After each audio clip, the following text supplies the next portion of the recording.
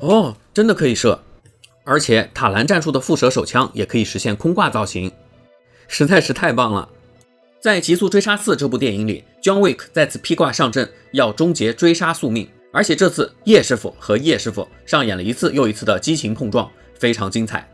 现在对比的两款都是 Hot Toys 的 John Wick， 大家觉得孰优孰劣呢？我手上还有教你银手，也是顺便看看区别。外包装和甄子丹饰演的 Ken 外盒是一个系列，有一层抽拉结构，橱窗形式的内盒能看到套件展示，一层吸塑封装摆放紧凑。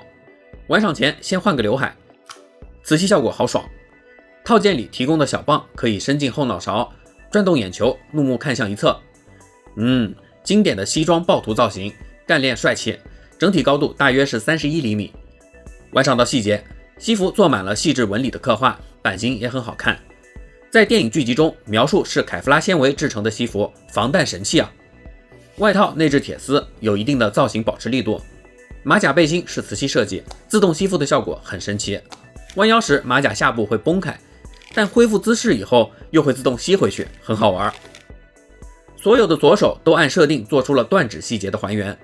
1.0 版本的 John Wick 还带着象征对亡妻眷恋的婚戒。断指剧情发生在电影的第3部之中， John Wick 亲自前往沙漠，切下带着婚戒的无名指，意味着他被迫放弃个人情感，重新臣服于杀手身份。部分关节有段落感，手感不错。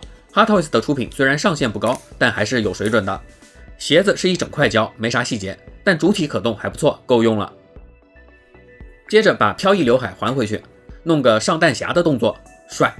再来看看其他配件，手枪是塔兰战术出品的副蛇，几乎是完全还原了原厂的造型，文字 logo 做了差异，有点遗憾。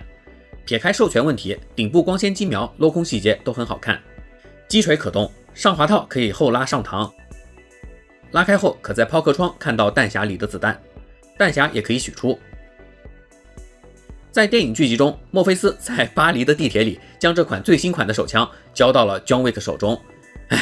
我也好想要这款造型的模型啊！日本东洋刀做工很精致，刀柄有复古做旧感，刀刃部分的刀纹也清晰可见。得益于风格各异的武器配件，造型摆起来感觉能有更多的自由度。龙息喷霰弹枪玩起来，原枪上的文字标示是这样的，两侧的文字 logo 做了差异，也是挺遗憾的。弹匣可取，子弹似乎用的不对，剧中是给了子弹特写镜头的。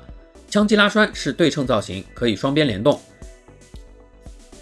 全息瞄准镜可取下，后托可做伸缩滑动。虽然动作比较普通，但也很帅。在这一段的战斗表演中， John Wick 抢到了杂兵手中的枪，贡献了漂亮的剧中名场面。